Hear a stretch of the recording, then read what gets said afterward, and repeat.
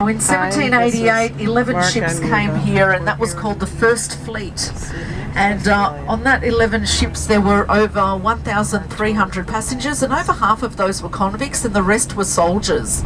And these convicts were really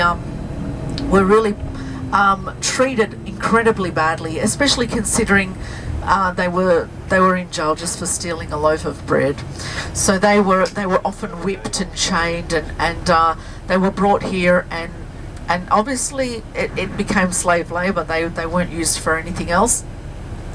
And at the time there was absolutely nothing here, not one road, not one street light, nothing, not one white person. It was all indigenous land, and where they landed is now called Circular Quay, and it was all the indigenous lived there, and the fresh water supply came streamed out through, at the moment it's called the Tank Stream. So there's a Tank Stream hotel and there's a Tank Stream underground tour that explains the original water supply for Sydney. And the indigenous were living here and living off the land, and fish was their main source of food here as well. So that was the reason the site was chosen, was because of the water stream and because of the fresh fish. But other than that, there was absolutely nothing here. It was completely bush. So you can imagine when convicts arrived here after being on a ship for 8 months, and they had no idea where they were. The shit was getting beaten out of them, basically.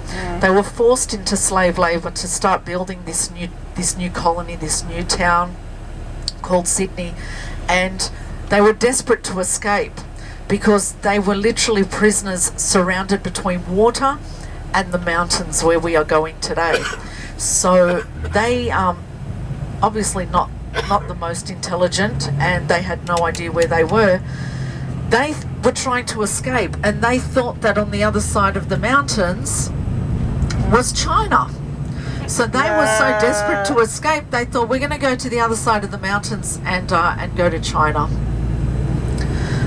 I'm just going to stop talking for a sec because I've got the popo next to me and I don't know if I'm going to get in trouble or not. I'll just wait till they disappear and then I'll continue on.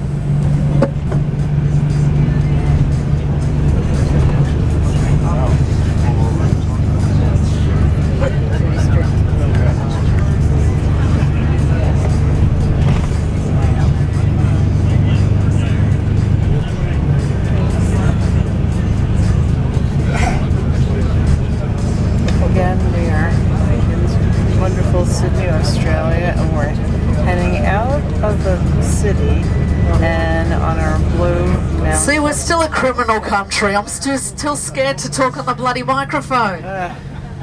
Jeez Louise. All right, back to business. So the convicts thought that there was China on the other side, so they were desperate to escape. But so all this area was completely bush. There was nothing here. So as we get closer to the Blue Mountains, I'm going to tell you the story about how the Blue Mountains were discovered, why it's so significant to the survival of Sydney as a new colony. Because without the discovery of the Blue Mountains, Sydney would be absolutely nothing. They would have just died out because of all the drought and lack of food and lack of water. So some other interesting facts about Sydney with the Opera House. Well, you know, I don't like to toot my own horn, but I will. So I was part of the Hungarian folkloric dance group since a very young age, because Sydney's very multicultural, so we all still celebrate our heritage and countries of where we're from, whether it's Malaysia, whether it's Germany. My parents were from Hungary, all through Europe. Everyone has their own cultural club, and they celebrate their heritage from essentially the motherland.